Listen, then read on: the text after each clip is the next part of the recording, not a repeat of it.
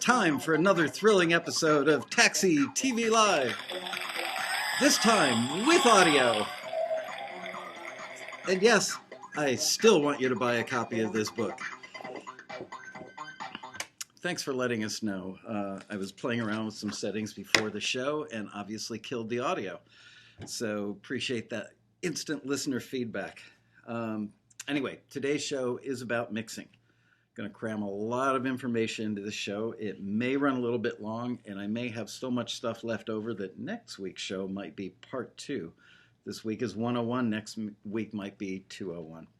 So, as I said when the microphone wasn't on, mixing is more about balance and symmetry than it is about absolute rights and wrongs. Nothing I say today, nothing, underline that, make it bold, put it in all caps, nothing I say today is an absolute truth.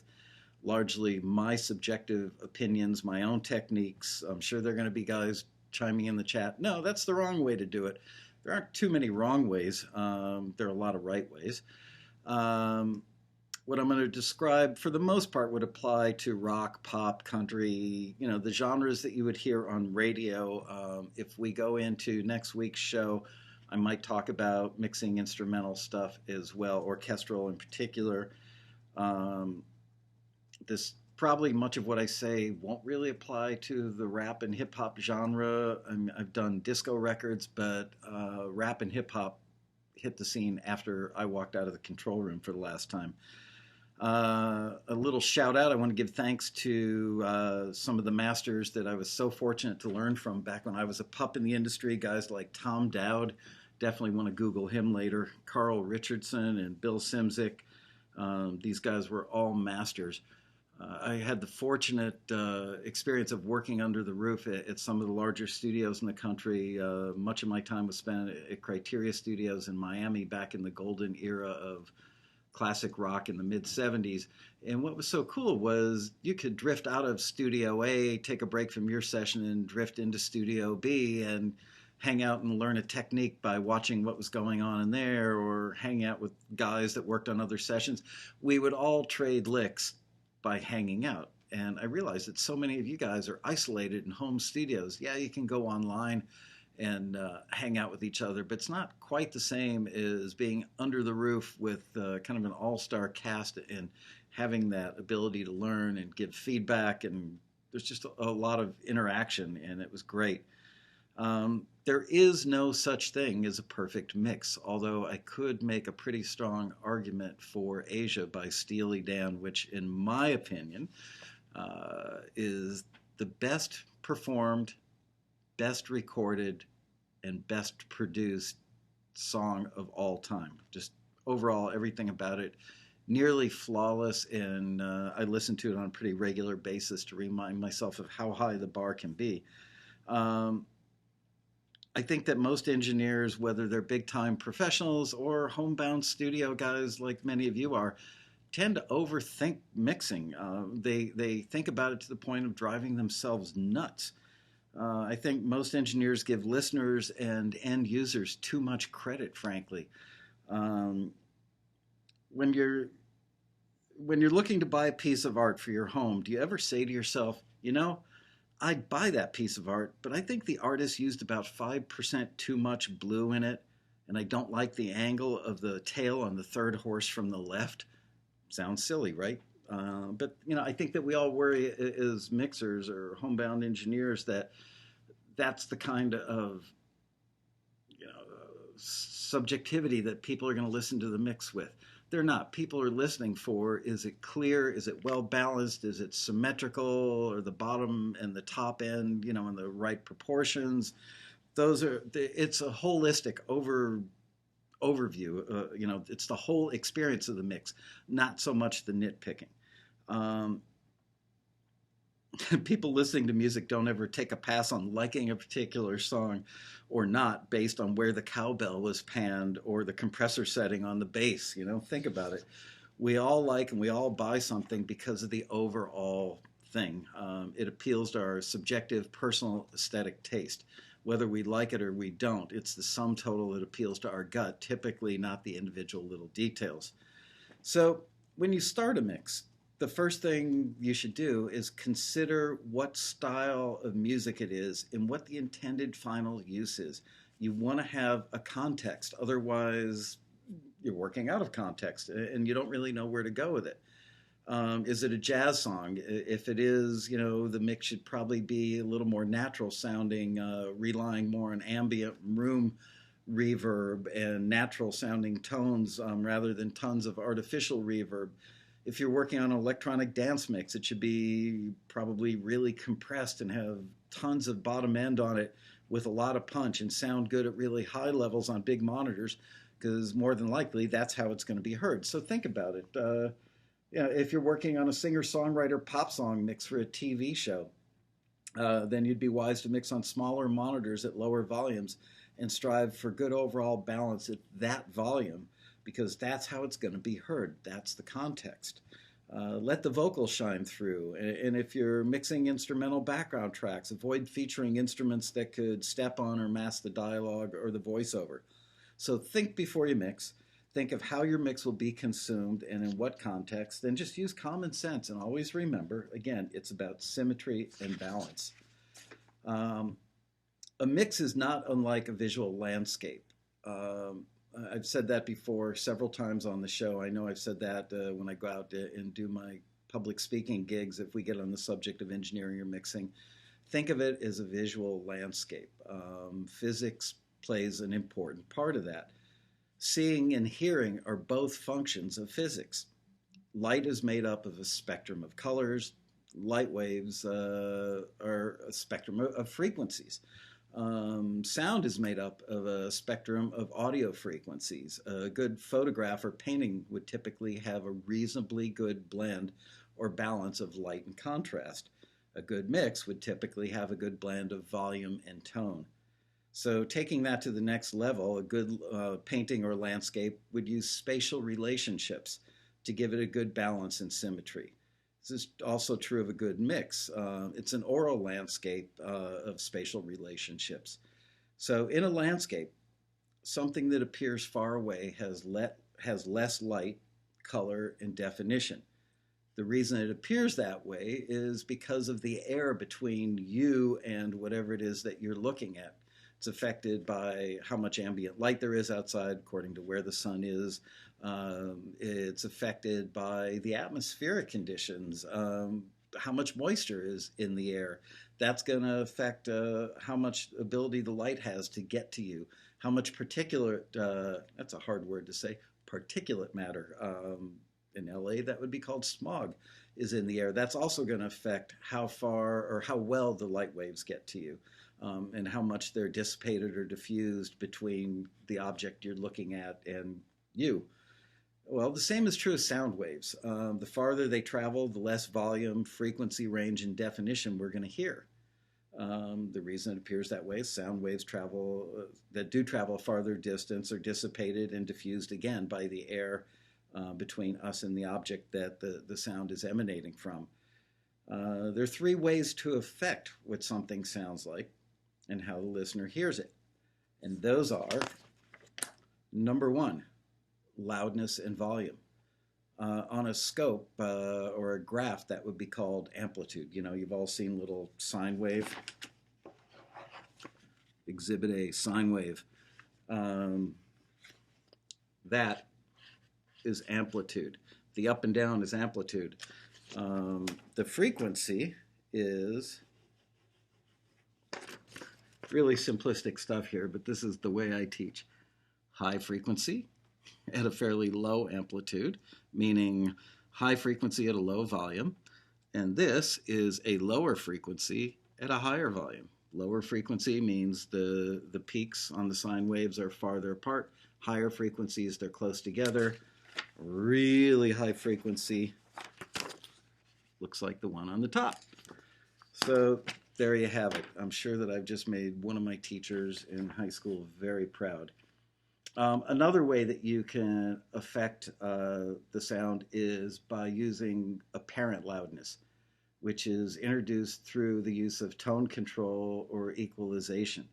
So not only can you affect how well you hear something by turning it up in the mix. You can affect how well you hear it in the mix by boosting certain frequencies on that instrument. If there are frequencies that are, let's take an electric guitar. If you were to boost it at 1,000 hertz or 2,000, 3,000, 5,000 hertz, somewhere in those mid-range to upper mid-range frequencies, chances are it's going to bite more and have more of a trebly attack. It's going to appear to be closer and easier to hear. The third way which you can affect it is psychoacoustics. Funny enough, my daughter Hannah, who you've heard me refer to in a couple of other shows, when she was a little kid and we'd ride around in the car together and I would explain to her song construction back when she was still in her little car seat. You know, here's song construction. This is what a great bridge is. And now she's a songwriter who writes really great bridges. I would say, Hannah, what do we call this when something, when there was a delay on something and it changed the perception of where that sound was coming from? And I would make her shut her eyes and snap her fingers, and I would sometimes snap mine, move it around her head, and as a little 3-year-old, she'd go psychoacoustics. So yeah, psychoacoustics. It's what the brain tells us we hear and where it's coming from, hypothetically, or I guess in practice, from a 360-degree field all the way around your head. This can be altered by panning, the use of delay, the use of reverb, phase alterations, phase shifting, other effects. For our purpose and the purpose of this discussion today, we're talking about stereo. Ooh, I've got the light shining in. Check that out. Perfect. I'll just sit a little closer. Anyway, for our purpose, we're talking about a stereo field, left and right. Back in my day, quad was in, and sometimes we would have to mix a record in quad after doing the stereo mixes. And it was always hysterical to me to take a joystick and add a guitar part at the left rear. You don't hear it that way. In real life, you're sitting in an audience watching a concert. Everything is in front of you. Yes, you do hear reflections of things coming off of side walls or the ceiling in the concert hall or maybe slapping off the back wall. And certainly if you were going to mix in 5-1 surround or quad, those would be the ways to use the rear speakers. Sure, if you're mixing a movie and you've got an RPG that shoots off around and you want the projectile to fly by the actor and go over his shoulder and explode behind him, great. Mix it in 5.1 surround for that. But for music, I'm a fan of 2 speakers, 2 sources, and that brings us back to the visual landscape. So, all right, moving along. Got a lot of stuff taken care of already. Hopefully, I'm making sense. Can you guys let Craig know if you're following along okay and I'm making sense, or if I'm not making sense so far? I'm going to have a swig of Amp energy drink while you let Craig know.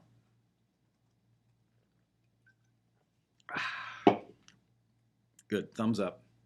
All right, thanks for hanging in there with me. Now for the exciting part. I was in my backyard on Saturday. I was thinking about you guys, thinking about the show, and thinking about landscapes when all of a sudden I realized that looking out from my house at the backyard, here's what I see.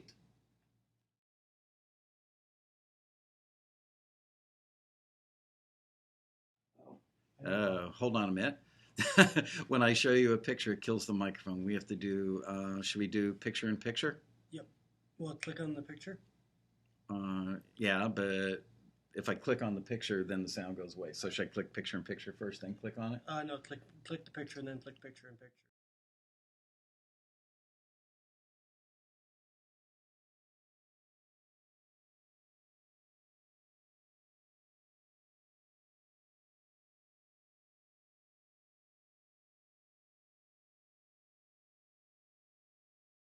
Okay, testing, 1, 2, 3. Oh, there, yeah. there we go. All right, producer Craig pulled my butt out of the fire once again. All right, so there you have it. Let me see if we just look at the picture. Will we still? Because I want to make it bigger. If I don't do that, let's see.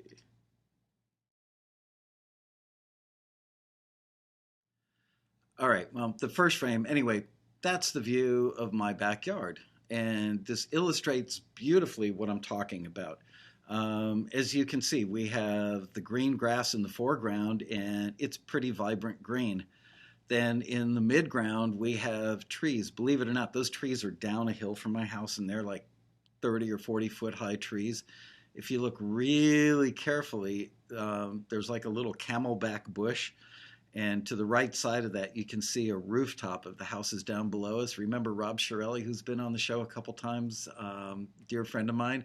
For any of you who are interested in where the Shirellis live, their rooftop is the third almost visible rooftop down there. Anyway, this so perfectly illustrates what I'm talking about. Look at that mountain range. That's called Ladyface Mountain, and that is about 6/10 of a mile, I would guess, from my backyard. And it's kind of hazy looking. And it wasn't a particular hazy day yesterday or Saturday when I was looking at this. It was actually a gorgeous day. So with kind of normal weather conditions, as you can see, the mountain, because it's 6/10 of a mile away, has much less color and much less contrast because the light waves are being dissipated and diffused by the air on their way to my eye. You can see the stuff that's closer in. Those big trees are darker green, have more definition. And of course, the grass right up front is the most vibrant of all. So now we're going to move on to, let's add something to this picture.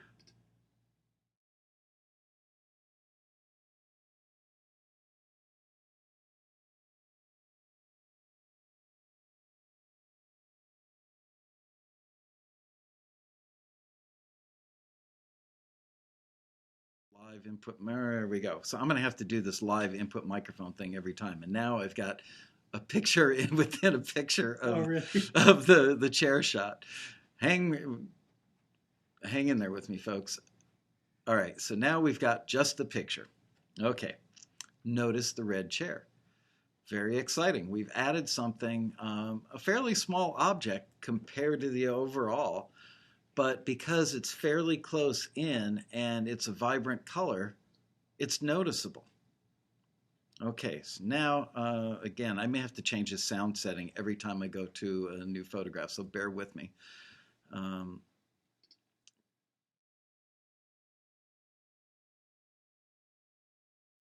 right, now we've got 3 chairs. But lo and behold, when you look at the 3 chairs, because they're all down the center, we're getting a visual version of what in audio terms is called, I think, the center loss phenomenon. When you put things in the middle, the volume actually drops, I believe, by 3 dB. That's one of the reasons panning things in stereo is a good idea. So we've got 3 objects here, but because they're all stacked up in the middle, you can really only see the first one of the 3. So hang in there. I am now going to change and have to reset my audio once again. We're going to a new picture.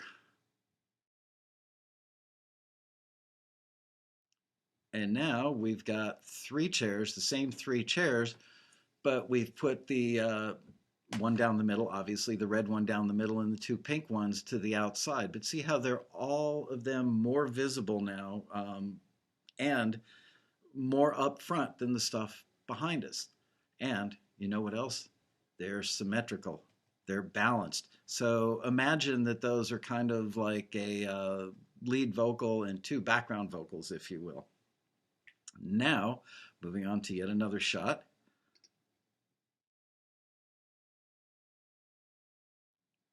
All right, so now we've got a big object. So that's a loud one with lots of amplitude. It's big, but it's not all that bright. And notice how it's very much in the foreground and we get a lot of detail on it, even though it's not very well lit. We're still getting good detail on it. And next to it is that small red chair. So assume for me, I should have taken the pink slide off of that turquoise looking object, but I tried to make the point here, and I hope it works, that even though one object is big and the other object is small, if you were to take away the pink slide or cover it up, the red chair, because it's red and the color intensity is pretty loud and vibrant, it's going to get your attention as much as the object next to it that's larger yet duller. So you can create symmetry by having something that's maybe a little duller sounding be a little loud, Something that's brighter sounding, be a little softer, but it kind of gives them equal weight. Now on to yet another amazing photograph. So now we've got 5 objects in the middle. And we've got that center loss phenomenon happening again. If you notice, there in the very front, right in front of that pink chair in the middle, is a tiny little statue of Ariel, the mermaid from Disney. Um, Thank you to the kids for loaning me that for the shot. But you can't really see her. She's getting lost in the sauce. And frankly, everything is clumped up together in the middle. So they all get lost in the sauce. Now, watch what happens when we go to this shot. So now I've scattered things out and I've created a stereo mix. We've still got the stuff way in the background, we've got the stuff in the midground, and now we've got objects in the foreground, and I've spread them out. I've taken the little slide thing because it's big and I put it in the middle. I've taken the 2 red chairs and given them symmetry and balance by moving them to the outside.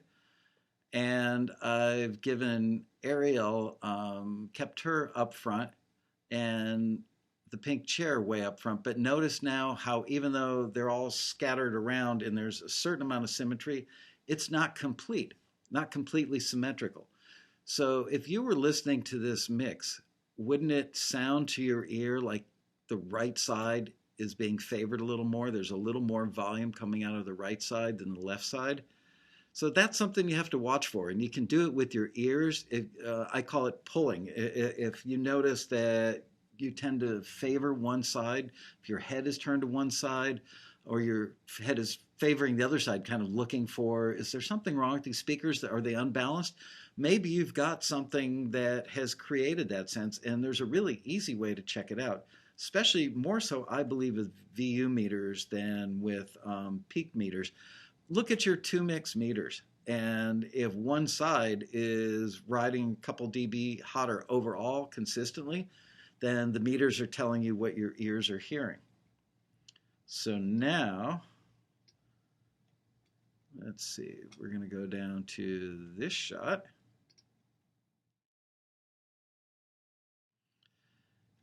And now what I've done is created symmetry.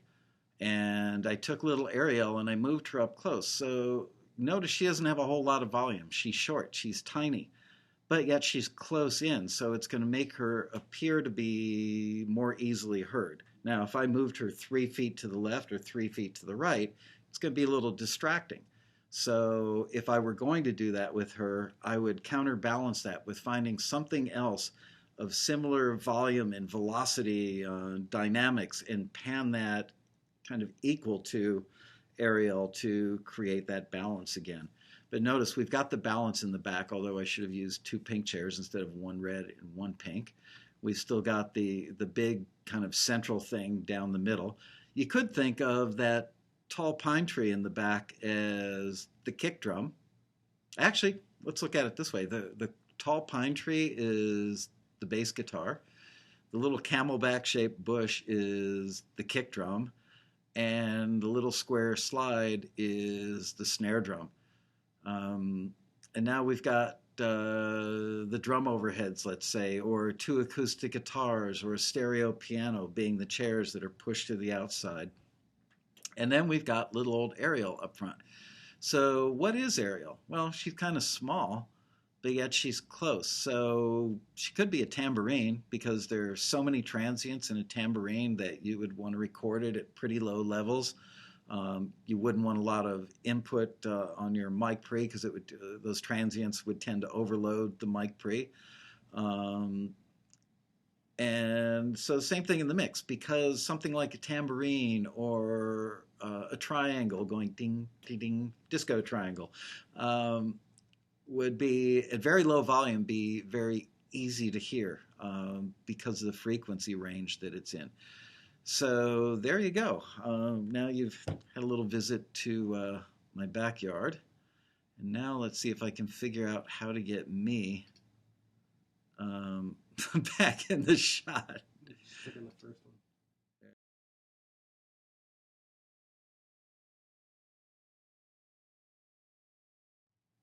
All right. No more high-tech changes. We're good to go. So did that make sense? Give Craig a thumbs up. Um, all right. Let's talk about adding instruments to the mix. When you're adding instruments, it's a good idea to watch how each track affects the cumulative mix. In other words, your two mix or your two mix bus meters. There's several ways you can, several names you could call that. Um, Something technically wrong? No, no. Someone said that they couldn't see you. Really? Is it just somebody or can nobody see me? I don't know. Try the first one again because that was where, and then change that back By live input to add. I can't. That seems to be working. All right, check and see. Somebody said they can't see me. Can you other guys see me? Ah, Craig is frozen. Great. All right, well, at least you can hear me. All right. Craig is going to check with other staff members. Oh, darn. This is what happens when I try to get too technical. I can run an SSL console, but I can't run my own damn laptop. Anyway, adding instruments. They have a cumulative effect. So what you want to do is start mixing things not to maximize their output in regard to your mix bus, your two mix out, if you will. Let's start our mix, for instance, with the kick drum, which is where I would normally start. So you bring that fader up and pan it to the center because your kick drum, I think it's pretty hard, fast rule, but not entirely. Most people would pan their kick drum to the middle. So what you don't want to have happen is the output of that getting to your mix meters, pegging your mix meters at 0 or above all by its lonesome, because as you add other instruments to the mix, you're going to end up with stuff that, it's going to send you into the red zone and start distorting like crazy. So bring up your kick drum to a level that maybe gives you, like a -4, a -5, somewhere around there. Then you want, and that's your foundation. And you want that foundation to be complemented and also have kind of a cumulative effect with the bass guitar. I can't think of any better way to describe this than an engineer named Jack Adams once said to me, gosh, I hope my daughter's not watching. She'll say, "Dad, that was so gross." Jack Adams once said to me, bass works for men. Men like bass because it hits them in the groin, and women like trebly stuff because it hits them up higher. So that was Jack's take on it. I don't know that that's 100% true, but there is something about that low end. You want it to punch you in the chest, and you want to marry the sound of the bass guitar and the kick drum together so that they become one interlocked unit. That's not universally true. There might be certain types of music, like I've done some jazz stuff where I didn't want it to sound so married or so locked together. But, for your average pop song, certainly for disco, you generally want the bass and the kick drum locked in together. So now you've added those two instruments together. And again, the cumulative volume output that is making it to your mix meters. You don't want that to be so high that there's no headroom to add other stuff. Now we're going to add the snare drum. And again, how are we doing, Craig? You're fine. Okay, good. You guys can see me. Yay. Okay, so now we're going to add the snare drum to the mix. And the snare drum, I think, is critical. Almost any pro engineer, and I'm sure a lot of you homebound guys who are learning to be pro engineers realize that having a great sounding snare drum is kind of a brass ring, if you will, for engineers. No matter what instrument is your specialty or what other aspects of the mix are things that you take pride in getting really, really well, everybody loves to have a great snare sound. So, uh, you know what? I'm going to go back and talk about EQ for a minute on the bass guitar and on the kick drum, and I'm going to start adding EQ as I go along for each instrument. For the bass guitar, little bit of compression, um, 3 to 1, 4 to 1 ratio. It depends on the kind of song, the kind of track, how busy the part is, how legato the notes might be, or staccato. You're going to treat it differently. So there is no hard, fast rule on compression, but bass guitar is something that often does get compression on it. So EQ wise, you're certainly not going to need a lot of top end. You're not going to need anything above the attack sound of the fingers on the strings. If you're doing a slappy part, maybe you've got a little more top end on it. But basically, you know what? Wouldn't hurt to roll off anything above 8K on a bass track. You don't have to roll it off severely, but why not get rid of, if there's any ambient hiss or channel noise, you can get rid of a little bit. It might not be all that audible, but you know what? You don't need those frequencies. Look at a bass guitar on a scope, and you'll see that it's not doing anything probably above 3K, 4K at best. And certainly at those frequencies, it's down a lot lower than it would be, you know, at 100 hertz or at 1,000 hertz. So roll off what you don't need. Now we're moving on to the kick drum. Kick drum, I've always found that they sound better if you roll off a little bit of lower mids. Add a couple of dB at 100 hertz, roll off a couple of dB at maybe 300 to 700, sweep your equalizer a little bit, and you'll find the sweet spot depending on where the head is tuned and how it's interacting with the key the song is in and the octave the bass part is in. All of it is part of the formula. But you don't need to overthink it. Just know that you've got unwanted frequencies on most kick drums for most applications. Not all, but most. Those unwanted frequencies actually make the overall sound better if you suck them out. So somewhere in that 300 to 700-ish range, roll off 2, 3, 4 dB, and you're going to get a more pleasing sound. And what's going to happen is by sucking out those low mids, it's going to allow the lower end, which is the stuff around 60 hertz or 100 hertz, to be heard better and not be muddied up with the unwanted frequencies. And it's also going to let you hear the attack, which is going to happen somewhere in the 1500 to 3K range, probably right around 2.5 kilohertz. So there we've got the bass, the guitar, and now we're moving on to the snare. And again, don't lose sight of the cumulative effect of these instruments on your two mix meters. You don't want to have it be too high. So if you notice now that you've added the snare, that you're starting to get a little too close to your peak limit or your 0 VU limit, depending which kind of meters you're using, take those 3 faders and back them down. If you've got a fancier console and you've already subgrouped your drums, great, bring down the subgroup fader. I would just take 3 fingers and go and pull those babies down 1/4 of an inch, keep them so that they're relative to each other, but you've just lowered the overall cumulative effect going to your mix bus.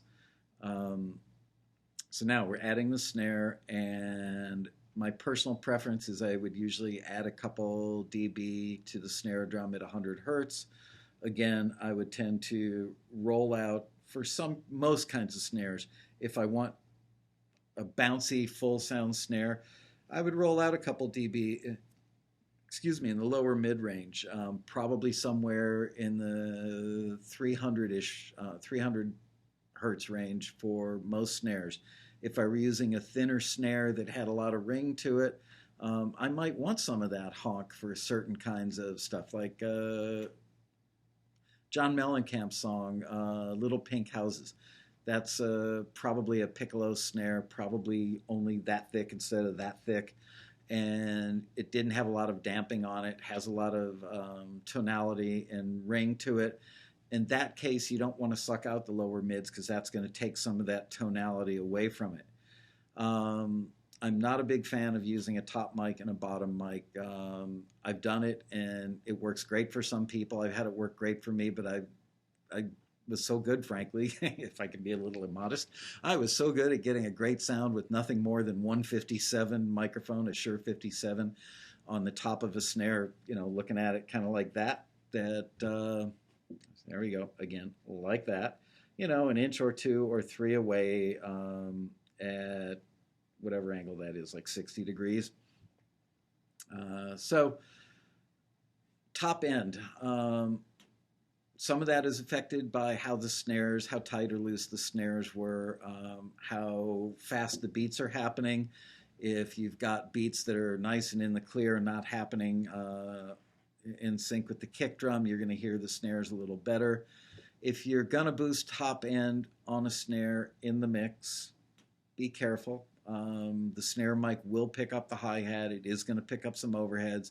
So if you find that you've got to crank up, 5K, 8K, or 10K, like at 4 or 6 dB to get the snare to really have a nice rattle and crack on the top end to complement the roundness of the boosh on the bottom, you're going to get all those unwanted things coming in through that microphone and screwing around with your phase relationships when you introduce the other drums. So I would stick with adding a couple dB on the top end. Now, here's a little trick that maybe not a lot of people know about. I don't know. I always found that I was one of the few people that did it. But back in the early days of the Aphex Oral Exciter, I got one on a demo loan one time, and I put it on just the snare drum. Sounded amazing. I brought the return from the Exciter into its own fader so that I could just add it in the mix. And just by adding a smidge of it, it let me keep the boosh, as I used to call it, the roundness and the impact of the whole snare, but let the top end really have awesome definition. In later years, I think it's called the BBE Sonic Maximizer, and I'm sure that there are bunches of virtual versions of these things. Basically, they were boxes that introduced good, healthy harmonic distortion and phase, messed with the phase relationships within a signal that created a depth and definition, kind of like turning up the picture control on your color TV, if you will. Anyway, it added clarity and definition. So I used to add that sometimes to the snare drum. And I remember one time I was mixing something in New York, and I was in a studio at Howard Schwartz Recording and in Studio West, and Bob Clearmountain was in Studio East about 50 feet away working with Chrissy Hind and the Pretenders on a remix of their performance on Saturday Night Live, if I remember correctly. And at some point, Clearmountain walked out of his control room and kind of drifted into mine, and I gave him a little nod like, sure, come on in. And he sat down in the chair next to me at the console, and he listened for a couple of minutes. He went, wow, awesome drum sound. So, of course, my head immediately swelled when you got Bob Clearmountain complimenting your drum sound. That's a good day for an engineer. And I didn't tell him that I was using a cheapo home version of the BBE Sonic Maximizer. Just added like 5 or 10% of that back to the original snare drum, and it sounded great. So there you go. Let's move on to the hi-hat. In truth, you almost don't need to put the hi-hat on its own track when you're recording, because in more cases than not, certainly if you're working with a live drum set, it's going to bleed into the snare mic, it's going to bleed into the overheads, and chances are you're going to have plenty of hi-hat. But then there are times that you want the hi-hat to be almost a featured instrument.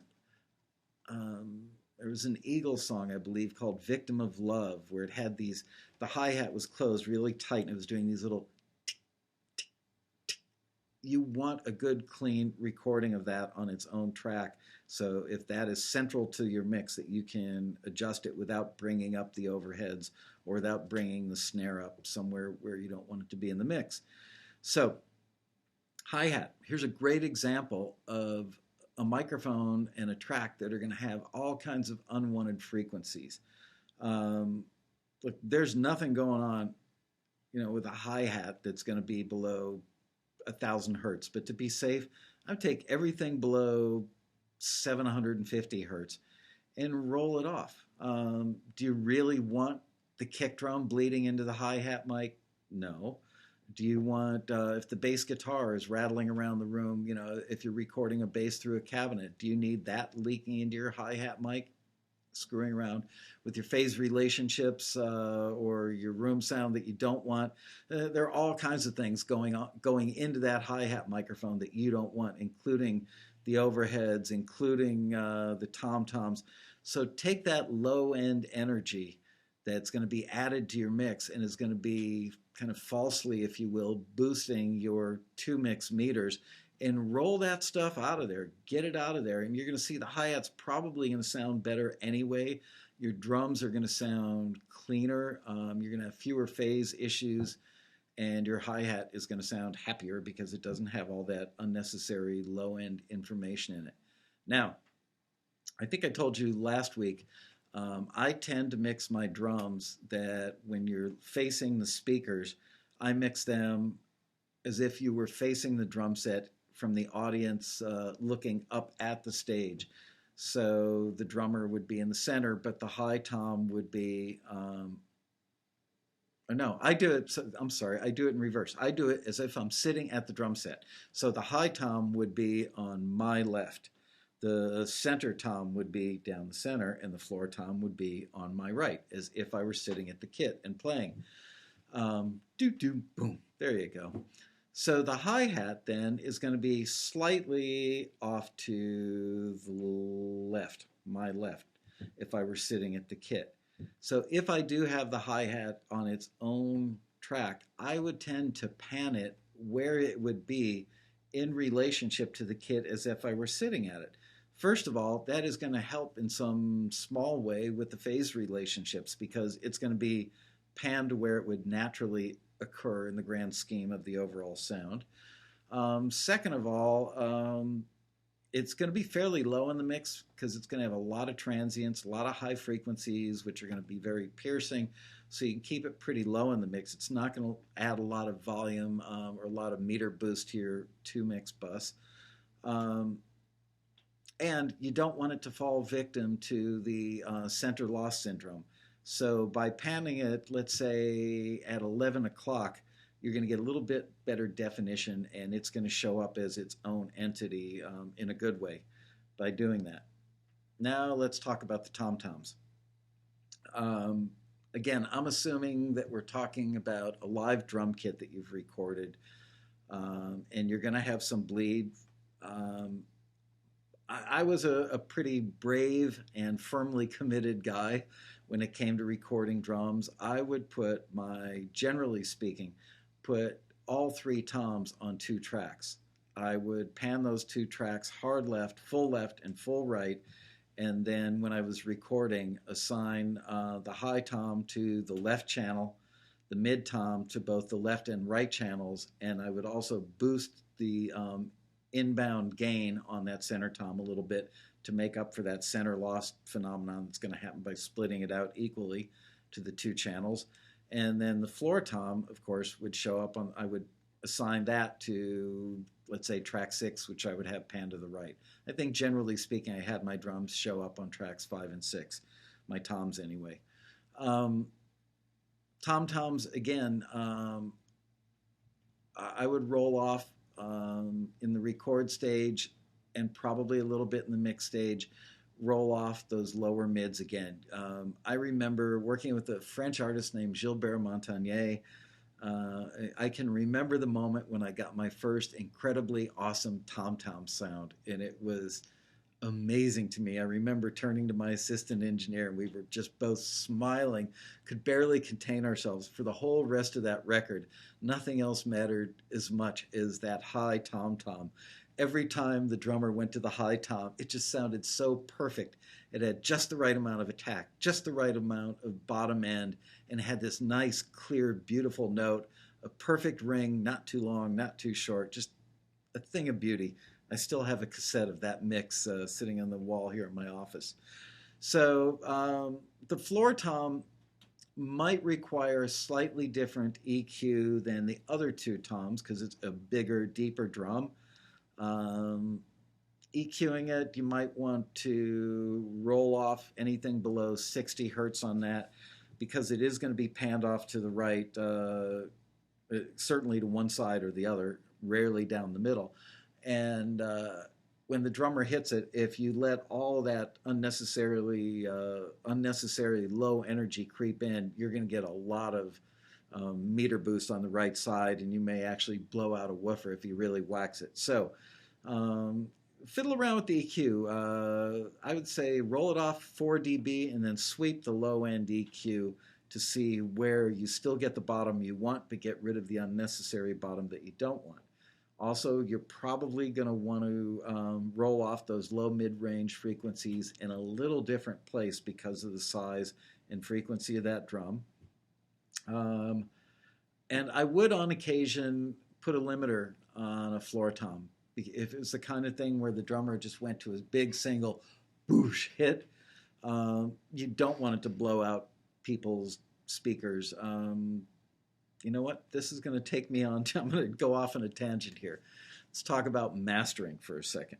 Back in my day, mastering served two purposes. Number one, to give an overall unified sounding tone characteristic and level characteristic to all the tracks on an album.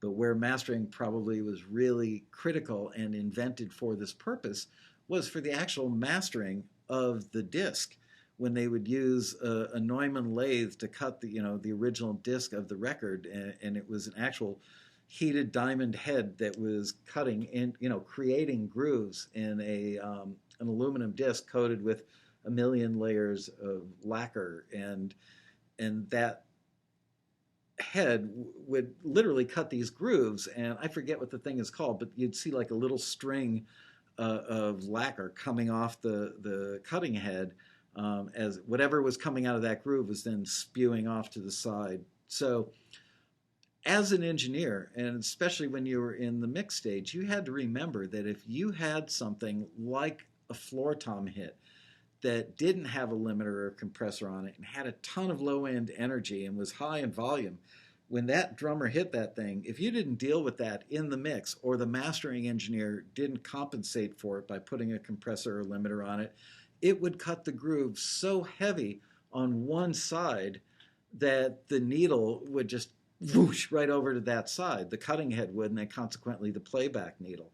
So you also had to be careful that if you had too much dynamic range or too much bottom end in your mixes, and the mastering engineer wasn't very good at his craft, which pretty rare that you run into one, certainly back in those days, that wasn't good at his or her craft, the grooves might be cut so deeply that the wall between that groove and the groove right next door to it would be so thin that you would actually hear print through, and you would hear some of the sound that you were gonna hear 5 seconds or 10 seconds later when the needle made it, a full revolution around the record. You would hear it in advance because you were getting bleed through the walls of the lacquer, which translated to the metal stampers, which translated to your vinyl disc that you brought home. Or it might cause something where the needle would literally bounce out of those grooves altogether because of the amplitude. Remember the sine wave? Wherever my little sine wave went. Okay, sine wave. So if the amplitude was so big, it would literally cause the needle to bounce right out of the groove, which was not a good thing. So that certainly is why mastering, I think, was invented and played a very important role in the whole process of making records. So as a recording engineer back in those days and as a mix engineer, you always had to be cognizant of those things because they would come into play later on down the line. And I remember the first time I brought something to a mastering engineer where I wasn't that smart, wasn't that knowledgeable yet, and the mastering engineer took me to the woodshed on that, and I learned my lesson. Okay, overheads, cymbals. Because I started out back in the early days on 16 tracks, and we needed to conserve tracks, I got in the habit of having two tracks, which were called drum left and drums right, and they would be split far left and far right. My three tom toms would be shared on those tracks, as would my overhead cymbals. But I was confident enough that the pre-mixing live those levels to those two tracks and my EQ and levels were solid enough that I could just bring those two faders up, pan them hard left and hard right, and everything sounded great. A lot of that was due to the fact that I knew that I was taught early in my career to roll off unwanted frequencies to eliminate that energy you don't need. So I would roll off anything below 700 hertz on my cymbals. Probably do a serious roll off um, where I would use a high pass filter and maybe roll off everything below 100 or 150 hertz, like 10 dB. You don't need those tom toms resonating up into your overheads. You want the overheads. I was a guy that kept my overhead mics probably between 4 and 8 inches away from the cymbals, tended to avoid phase problems by having them close to the cymbals.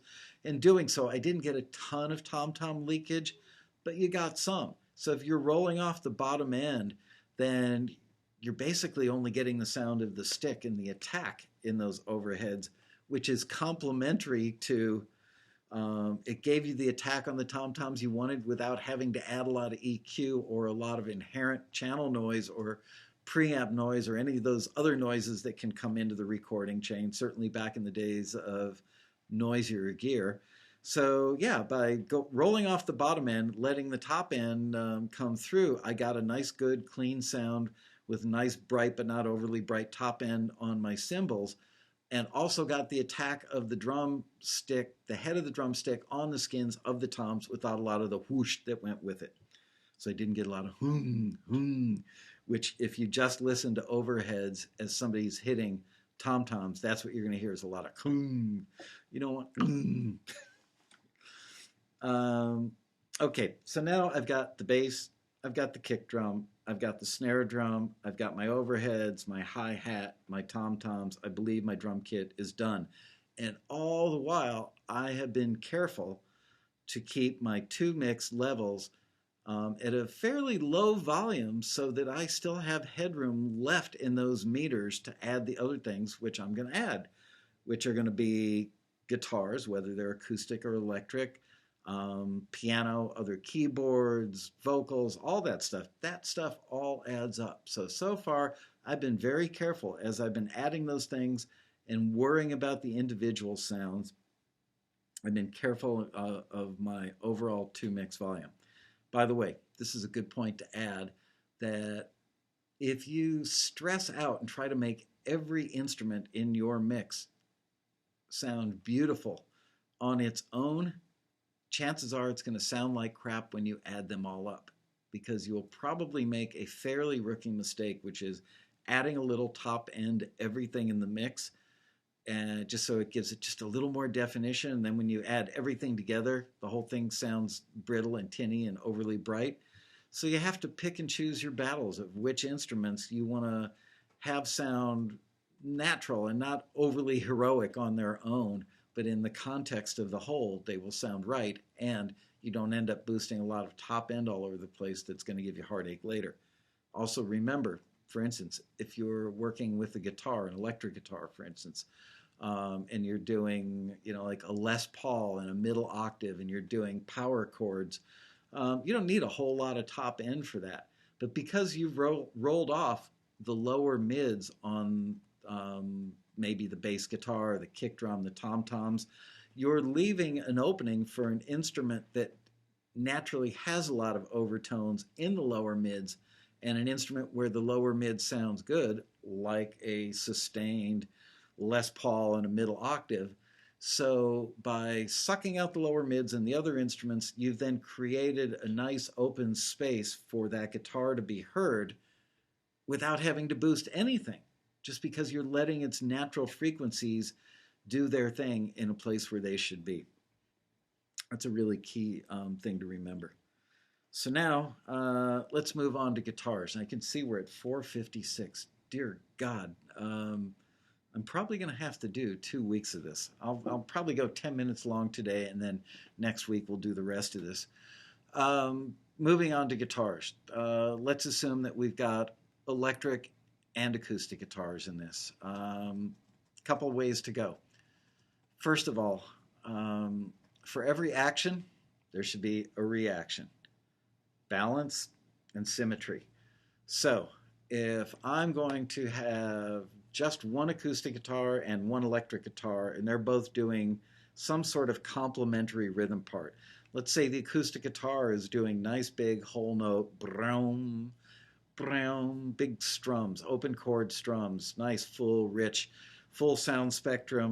I would probably throw a little bit of compression on an acoustic guitar doing a part like that. Probably wouldn't screw around a whole lot with the EQ because I probably rolled off a little bit of lower mids, but not too much on the acoustic in the record process.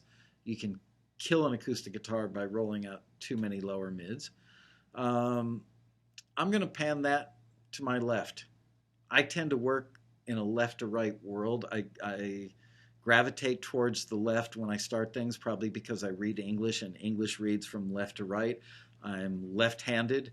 Maybe if I were a right handed Israeli person that read Hebrew, which starts on the right and goes to the left, I would work in reverse. I'm English speaking and I'm a lefty. So my natural instinct is going to be to pan the acoustic guitar to the left.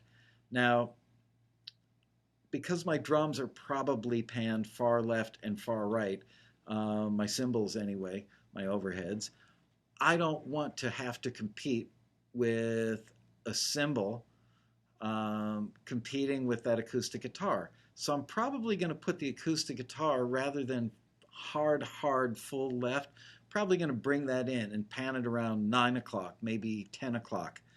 Um, and I'm going to add that to the mix. But now, of course, you're going to get that pulling effect where the mix is going to be unbalanced.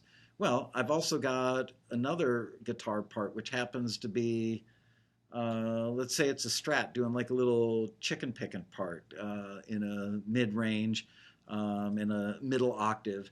So I'm going to compress that a little bit because that's going to be a very plucky, dynamic part. And for effect, in this case, not only to keep my meters happy and to keep things balanced, but for the effect, you would want that to be really poppy and plucky sounding. So I'm going to compress the piss out of that, and I'm going to pan that opposite. So if my acoustic guitar is at 9 o'clock, my electric guitar is going to be at 3 o'clock, and I'm going to balance the volume on those two things so that they sound like they're equal in volume. And hopefully, the person who came up with the parts, or the producer, or the arranger, or the guitar player, somebody had the good sense to make two parts that interweave with each other well and are complementary and reciprocate so that one of them gives your left ear some object of interest and the other one gives your right ear kind of an equal object of interest. Now, I'm going to bring those two things up into the mix so that I can hear them clearly, but I'm not going to feature them because they're not the most important thing in this mix. They need to be heard, but not seen. They're like the opposite of children. Um, so I'm going to bring them up, and I'm also going to watch my meters. And am I getting too close to pegging my two mix meters? If I am, I'm going to lay my hands on all my faders and go whoop and bring them down. Now, the instinct might be to take your master mix bus fader and bring that down below zero.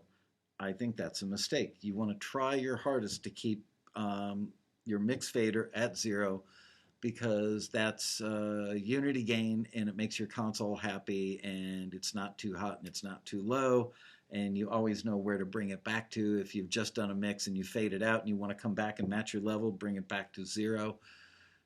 Don't get in the habit of bringing down your master mix fader. Do get in the habit of either using subgroup faders and lining them all up to zero, getting your individuals set up and subgrouped, and bring down your subgroup faders to bring your overall two mix level down. Or if you don't have subgroup faders, do it with your hands. Back in my day, we used to do it with pencils. If we had, 3 tracks of background vocals, we would literally tape a pencil to the 3 faders and do that in the mix. Yes, folks, I'm that old. Okay, so now we've got those 2 guitars. Let's talk about if we had 2 acoustic guitars.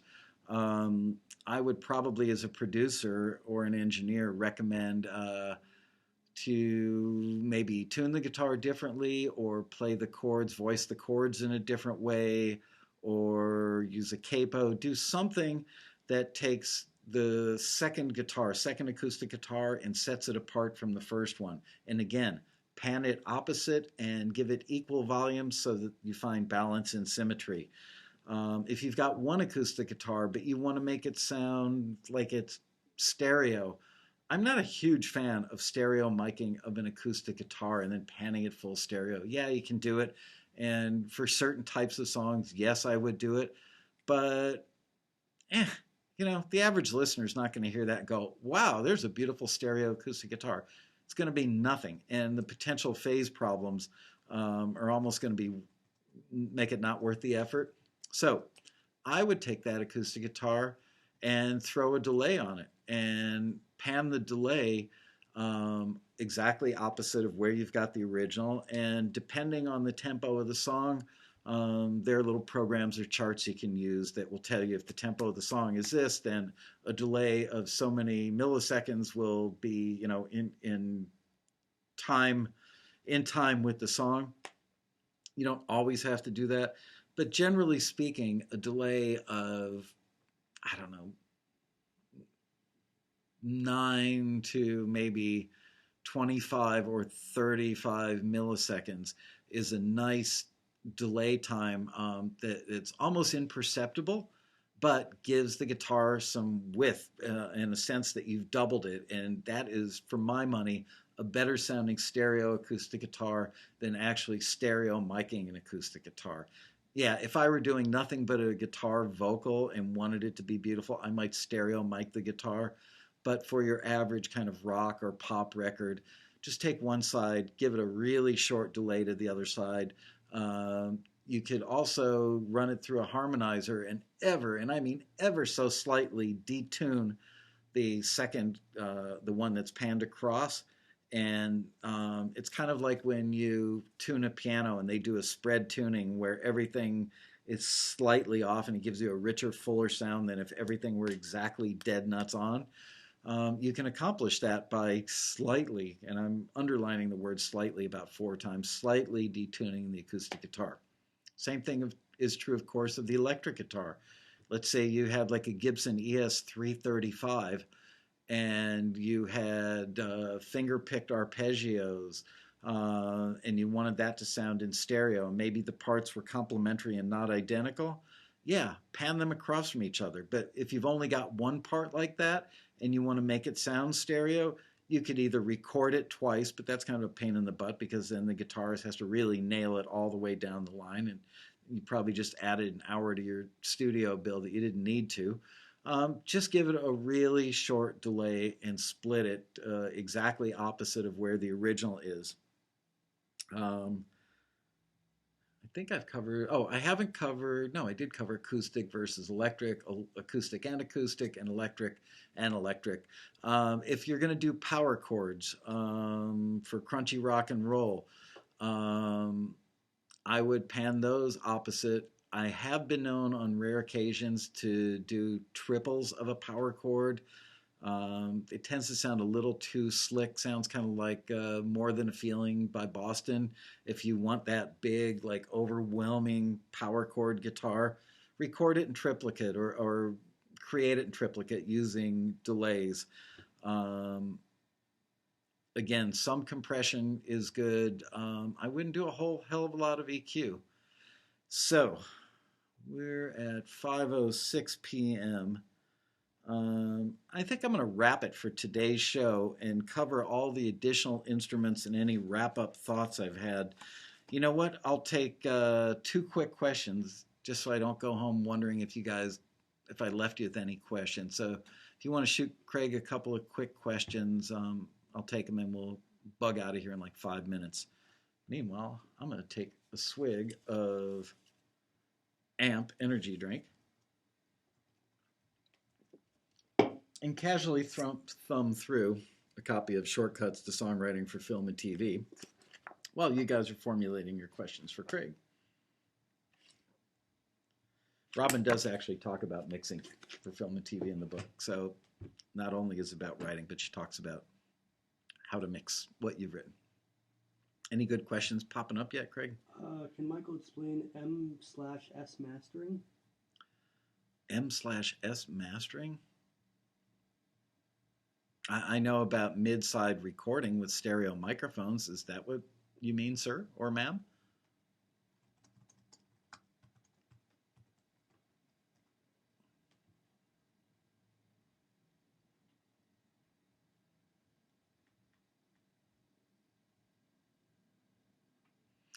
Might be talking about recording a jazz date using MS stereo technique and then mastering it accordingly.